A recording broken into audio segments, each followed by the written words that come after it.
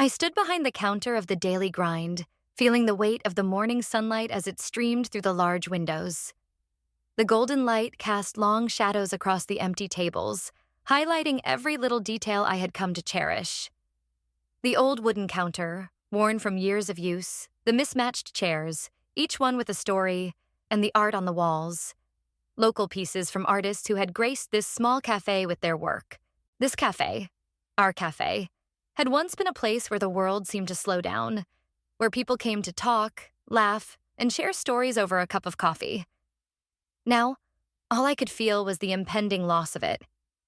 I traced my fingers over the counter, as if trying to hold on to the memories that were slipping through my grasp. Every inch of this place was infused with Evan's spirit. We had built it together. The small-town cafe had been our dream, a dream that started with nothing but hope and love for the art of coffee and the simple joy of sharing it with others. But in a few hours, I would hand over the keys. And when I did, it would no longer belong to me. The thought made my chest tighten. This was it. The moment that I had been dreading, the moment when everything I had worked for, everything that Evan and I had worked for, would be gone. And in its place, there would be nothing but the cold, sterile plans of people who had never understood what this place meant. The door chimed, and I looked up to see Margaret Mason step inside. She was wearing that same designer scarf, the one that always seemed to reflect her personality.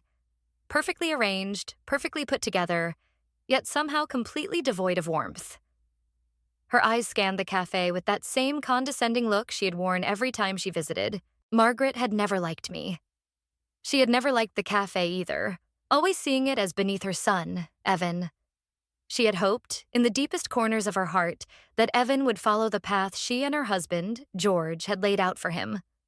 A path in law. A path of prestige and success. When he chose me instead, when he decided to build a life with me and this cafe, they had never let him forget it. "Claire," Margaret said, her voice smooth but sharp, like the edge of a knife hidden in a velvet glove. "You know this is for the best." I nodded, my lips pressed into a thin line, trying to mask the bitterness that rose in my throat.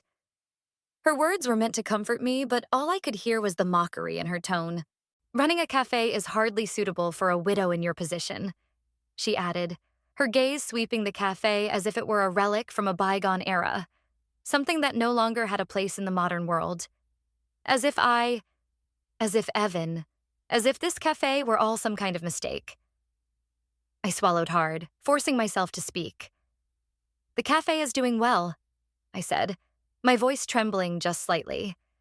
"We've actually increased our revenue since adding the new breakfast menu." It was true. The daily grind had been thriving, but I knew she didn't care. She didn't want to hear the numbers, the facts. She didn't care about the cafe's success. All she saw was an opportunity to rid herself of something she had always looked down on. Margaret sighed and exchanged a knowing glance with George, who stood near the local art wall, examining the paintings with an air of disinterest. It was as if the walls weren't filled with the vibrant colors and stories of local artists, but instead were simply objects to be appraised. Nothing more than decoration, something to look at and dismiss. "The numbers you think are doing well," she said, her tone dripping with false sympathy. "Are barely surviving. The property taxes in this area, Claire. You're barely scraping by." Her words stung, but I refused to let them see how much they hurt. They had no idea what was going on behind the scenes. They had no idea how much Evan and I had protected the cafe from their interference. We had always kept certain aspects of our business private, especially the financial side. I had never shared the true state of our finances with them. They had never seen the real books. They had never seen the growth we had worked so hard for. They had never seen how we had planned for the future. Evan had made sure of that. But now, with him gone, they were ready to swoop in and take everything. "I need to finish packing," I said, turning away to hide the tears that threatened to fall. I had to keep it together. I had to remain strong, even though the thought of leaving this place, leaving behind everything we had worked for, felt like a betrayal. It wasn't just a business. It was everything. It was my connection to Evan. It was my life. And they were going to take it from me. Margaret, ever the controlling force, nodded briskly. "Don't worry about the packing," she said. "We'll have people handle that. You should focus on finding alternative employment. Maybe something more respectable, like a receptionist position at George's law firm." The words felt like a slap in the face. They were trying to minimize me, to reduce me to someone who needed their help, their charity. But I wasn't that person. I had never been that person. I had built this cafe on my own. I had been strong enough to make it work, and I would be strong enough to survive this, even if they thought otherwise. As they left, I allowed myself a moment of weakness. I sank to the floor behind the counter, my back against the old wood that had been with me through all the late nights and early mornings. I reached for Evan's leather notebook, the one we had used to plan our future, the one that held our dreams. My fingers brushed over the pages, feeling the weight of the decisions we had made together. But as I flipped through the pages, something caught my eye. A letter from the city planning department, dated just 2 weeks before Evan had passed away. My heart skipped a beat as I read it. The letter was about a proposed downtown development project, one that would place the daily grind at the very heart of the transformation. The entire block would be turned into a modern shopping and entertainment district. The property values would skyrocket. I remembered the excitement in Evan's eyes when he first told me about it. He had been so sure that this would be their moment, the moment when everything we had worked for would finally pay off. But there was more. I turned the page and found blueprints for an expanded version of the cafe, incorporating the neighboring vacant lot that Evan had purchased through a shell company. The plans were magnificent. Rooftop seating, a larger space to accommodate the growing number of customers. It would have been incredible. It would have been everything we dreamed of. But we had kept it secret. We had kept it from the Masons, from everyone who would try to take it from us. And now, it seemed like it had all been part of a larger plan. A plan Evan had set in motion long before his untimely death. The cafe was no longer just a cafe. It was a cornerstone of the future, a piece of land that was now worth far more than the Masons realized. And I was the one holding the keys. As I sat there, the weight of it all settling in, I felt something shift inside me. I wasn't just going to let them take this from me. I wasn't going to let them control everything. Evan had planned for this. He had made sure that no matter what happened to him, no matter how much they tried to push me out, I would have the power to protect what we had built. I stood up, my resolve hardening. They thought they had won. They thought they had me cornered. But I had something they didn't even know existed. I had the future. I had the rights to the land. And now, it was time to take control. The game had only just begun. The sun had barely risen when I found myself sitting alone in the quiet, dimly lit storage room of the daily grind. My hands trembled as I sifted through box after box, each one filled with remnants of Evan's life. Recipes we had developed together, photos from our early days of struggle, equipment that held memories of our late-night experiments with coffee blends. Each piece I touched felt like a ghost of the past, a past that was slipping further from my grasp with every passing second. I couldn't bear the thought of this place becoming just another corporate shell, stripped of everything that had made it ours. I was no longer just the owner of a cafe. I was fighting to hold on to a piece of my soul. The whole situation felt surreal. How could it have come to this? How could the Masons, with their cold, calculating ambition, so easily tear apart everything Evan and I had built? They didn't understand. They never had. The cafe had always been more than just a business. It was a symbol of everything we had fought for. Yet, here I was, about to let go of the very thing that had anchored me, the one thing that had kept me grounded after losing Evan. And it wasn't just the cafe. It was everything that came with it. The late nights we spent planning, dreaming, believing that we could make a difference in this little corner of the world. And then, as if fate had finally decided to show me a sliver of hope, I found it. A letter from the city planning department, buried at the bottom of a box I had barely noticed. I pulled it out, my heart pounding in my chest. The letter was dated only 2 weeks before Evan's death. It was about the proposed downtown development project, the very project that would change the entire landscape of the neighborhood. The entire block surrounding the daily grind was about to be transformed into a shopping and entertainment district. The value of the land would skyrocket, and the cafe, once a small, humble establishment, would become a cornerstone of something much larger than we had ever imagined. I reread the letter several times, as if trying to absorb every word, every detail. The city was going to develop the area, and our cafe was at the heart of it. Evan had known about this project. He had kept it from me, just as he had kept so many things from me over the years. I could almost hear him now. His excitement, his cautious optimism when he first told me about the rumors he had heard. He had always been a step ahead of everyone, always planning, always thinking long term. Even in death, he had outsmarted them all. I felt a wave of disbelief wash over me. Evan had been so sure about this, about the future, about our place in it. He had always known that the daily grind was more than just a cafe. He had seen the potential, seen the opportunity for us to build something bigger, something that would endure long after we were gone. And now, sitting here alone in the silence of this room, I understood why he had kept all of this hidden.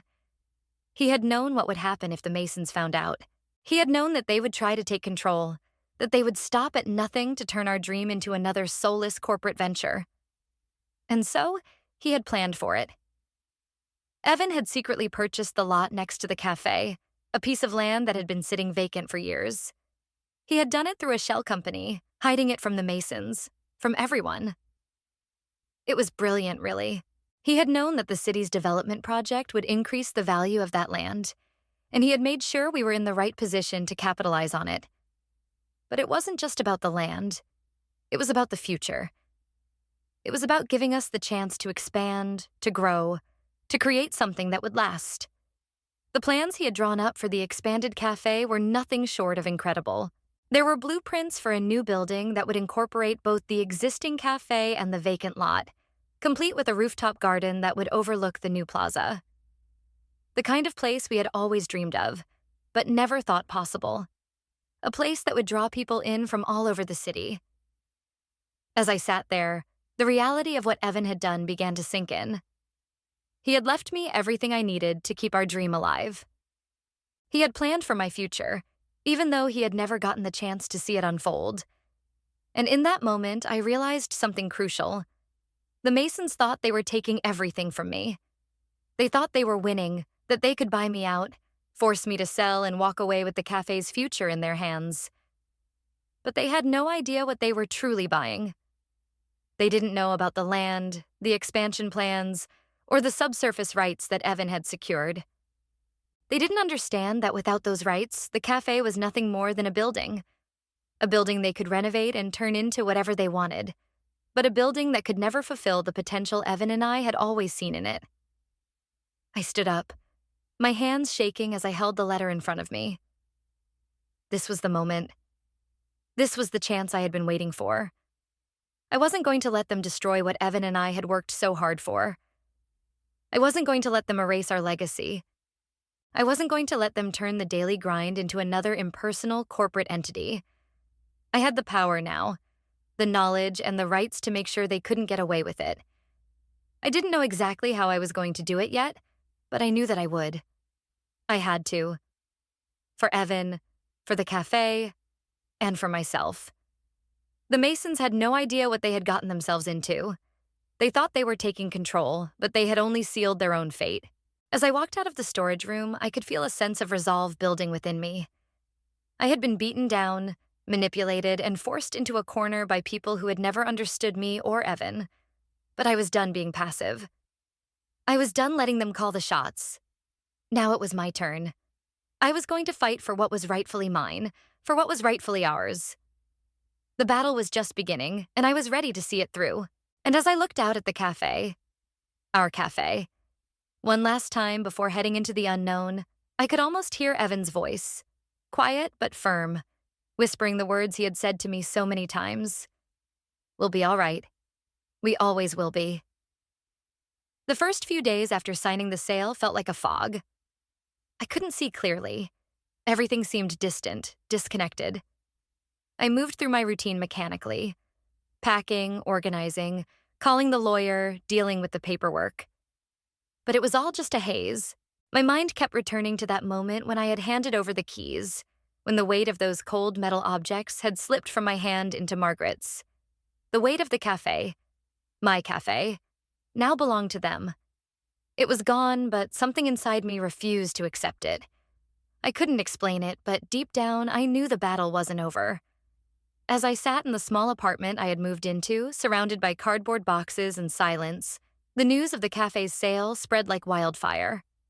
The Masons were already beginning to turn the place into something they thought would be a reflection of their success. The daily grind, once an embodiment of everything Evan and I had built, was being gutted, transformed into a high-end wine bar. They had no clue what they had truly bought, and the irony of it all made my stomach churn. I had spent so many sleepless nights in that cafe, talking with Evan, dreaming about what it could become. And now, as I scrolled through photos online of Margaret standing proudly in front of the cafe, I realized just how little they understood. "Exciting changes coming soon," her caption read.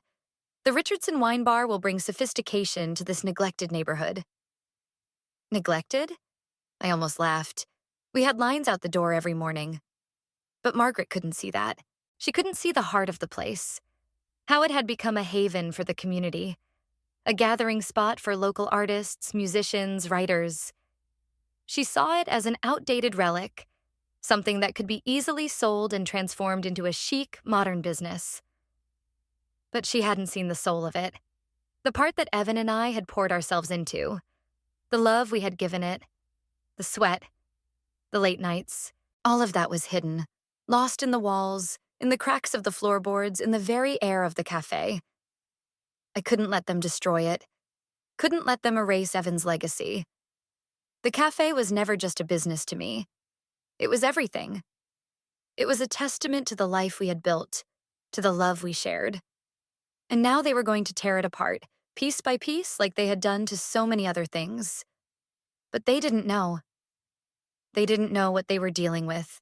It was then that I got the call from David, my old friend and loyal customer. He had been keeping an eye on the Masons, making sure that they didn't get away with anything. I had told him about the documents I had discovered, the plans Evan had hidden from the Masons. But I hadn't told him everything. How the land around the cafe was about to explode in value. How the rights to the land beneath the cafe could change everything. But now, as I listened to David's voice on the phone, I realized that it was time to finally share everything. "They've started renovations," David said, his voice tinged with concern.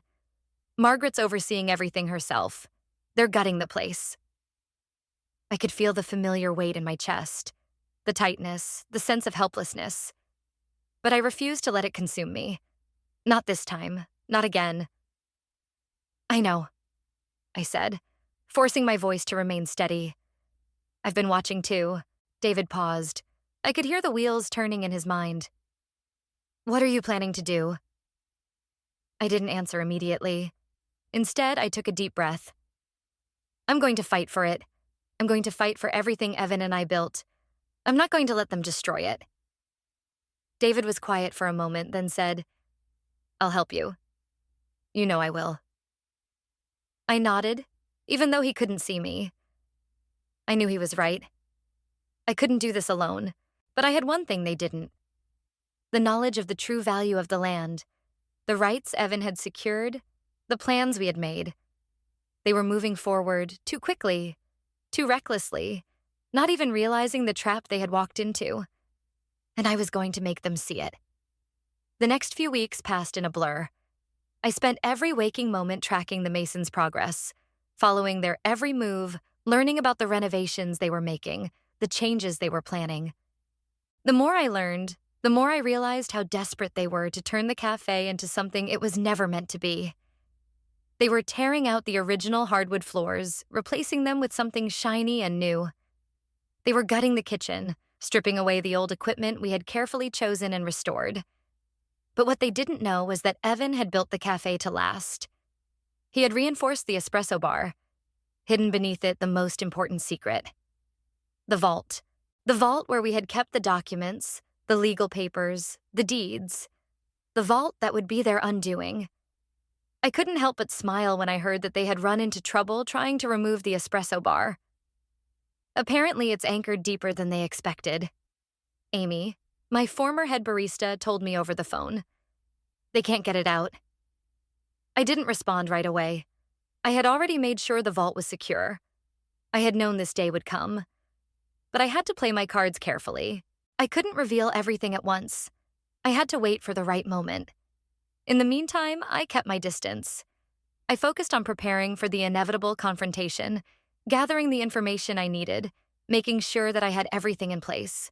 I went through the legal documents, the deeds, the city's development plans, and most importantly, the secret clause Evan had included in the property deed. The clause that separated the surface rights from the subsurface rights? A clause that the Masons had never seen. A clause that would render their purchase worthless. One evening, as I sat alone in my apartment, I heard a knock on the door. I opened it to find David standing there, holding an envelope. His expression was grim, and I knew immediately that something had changed. "I've got the documents," he said, his voice low. "The Masons are going to find out the truth soon." I took the envelope from him, my fingers brushing against the edge of the thick paper. I knew what was inside. This was it. The moment I had been waiting for.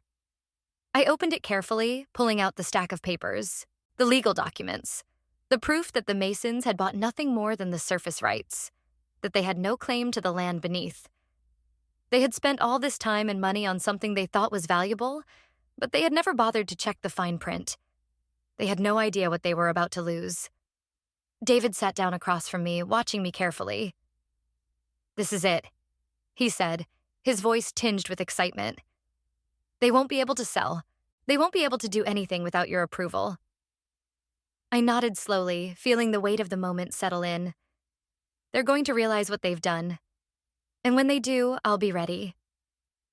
The game was about to change, and I was ready to make my move. 2 days later, Margaret called. Her voice was tense, and I could hear the frustration in her words. "We need to discuss something about the property," she said, trying to sound calm, but I could tell she was rattled. I didn't hesitate. "The property is yours now, Margaret," I replied coolly. "I signed the papers. Everything is final." There was a long silence on the other end of the line, and then Margaret spoke again, her voice sharper this time. "No, that's not it. We've found something. Something that wasn't in the original plans. The contractor discovered a room beneath the main floor. Your plans didn't show any basement level." I could feel the smile tugging at the corners of my mouth, though I kept it hidden. "The plans your lawyer provided, the ones your son helped me finalize before he died," I said sweetly, letting the words hang in the air. "You've been looking at the wrong documents, Margaret." She didn't respond right away, and I could almost hear her mind racing, piecing it all together. I knew she was starting to understand. "What did you do?" she finally asked, her voice trembling with disbelief. "Don't worry about it," I replied. "The property is yours now, structural surprises and all. Good luck with the wine bar." I hung up before she could say another word, my heart racing with a mixture of anticipation and satisfaction. This was it. The beginning of the end. The Masons had no idea what they had gotten themselves into, and now they would have to pay the price. Claire's journey from grief to triumph was a story of resilience, calculated patience, and ultimately the unshakable belief in her own strength and ability to protect what was rightfully hers. It began with the loss of her beloved husband, Evan, and the forced decision to sell the cafe they had built together, the Daily Grind. After Evan's untimely death, Claire was thrust into a world where her in-laws, the Masons, saw an opportunity to take control. They pressured her into signing away the cafe, claiming that it would be for her own good, suggesting she was incapable of continuing it on her own. The Masons had no idea what they were dealing with. While they believed they could easily manipulate Claire and erase the essence of what she and Evan had worked so hard to build, they overlooked one crucial factor: Claire's unbreakable attachment to the cafe and her deep connection to Evan's vision. What they didn't know, however, was that Evan had made secret plans to protect their future. He had secured land nearby, purchased through a shell company, and laid the groundwork for a much bigger vision. a vision that would expand the daily grind into something monumental. Most importantly, Evan had hidden critical documents, including the legal rights to the subsurface property, away from their prying eyes. This was the turning point for Claire. When she discovered the documents, she realized that the Masons had bought nothing more than the surface rights to the cafe. The valuable subsurface rights, along with the expansion plans, were still hers. Rather than collapsing under the weight of grief and the pressure from her in-laws, Claire decided to take control of the situation. She chose to fight back, not with anger, but with intelligence, strategy, and patience. She knew that she had the upper hand, even if the Masons didn't realize it yet. While they rushed to renovate the cafe and transform it into a wine bar, Claire quietly made her preparations, waiting for the right moment to reveal the truth. As the renovations continued and the Masons believed they were in full control, Claire had already set her plan in motion. With the help of David, her trusted lawyer and friend, she gathered all the necessary legal documents and carefully calculated the timing of her next move. She knew that if she revealed everything too soon, it could have been a disaster. Instead, she waited until the Masons had invested significant resources into their misguided transformation of the cafe. When the time came, she made her move, quietly, with dignity, and with a clear message. They had been outsmarted. Claire held all the cards, and the Masons would soon realize that they had made a monumental mistake. The culmination of Claire's story was not just about reclaiming her cafe, it was about reclaiming her life, her autonomy, and her ability to honor Evan's memory. She did not let the pain of loss define her. Instead, she used it as fuel to protect the life they had built together. The triumph wasn't in the money or the final legal victory. It was in her strength to stand up for herself, to trust her instincts, and to honor her own dreams and values, even in the face of overwhelming opposition. The lesson from Claire's journey is profound and multifaceted. It teaches us about the importance of staying true to our values and dreams, even when faced with pressure or adversity. Claire's ability to think strategically, to look beyond immediate obstacles, and to stay patient until the right moment to act is a lesson we can all apply to our lives. She didn't rush into action. Instead, she took the time to understand the situation, think it through, and then strike when it would make the most impact. This is a powerful reminder that patience, preparation, and persistence often yield the greatest results. Claire's story also underscores the importance of protecting what matters most to us. Too often, we allow others, whether family, society, or even circumstances, to dictate our path. But Claire chose to stand up for herself and for what she believed in. She didn't let others' expectations or manipulations sway her decision. By doing so, she preserved not just her cafe, but her dignity and her future.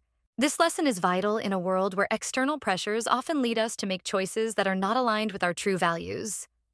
Furthermore, Claire's journey is a reminder that we all have the power to create our own path, even when faced with significant setbacks.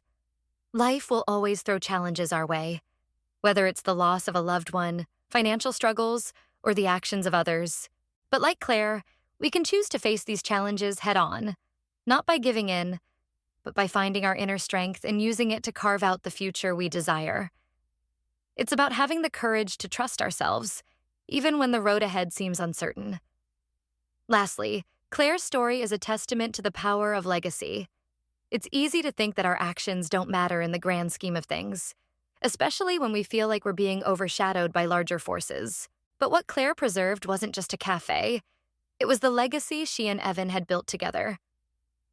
That legacy lives on, not just in the cafe, but in the way Claire chose to protect it. She refused to let their dreams fade away. Instead, she honored them by standing strong and ensuring their shared vision would thrive. This is a powerful reminder that our actions today create the foundation for the future, and the legacy we leave behind can have a lasting impact. As we reflect on Claire's journey, let it inspire us to stay true to our own dreams and values, to face challenges with patience and strategy, and to never give up on protecting what matters most. Whether it's in our personal lives, our careers, or the legacies we build, we all have the ability to overcome obstacles and come out stronger on the other side.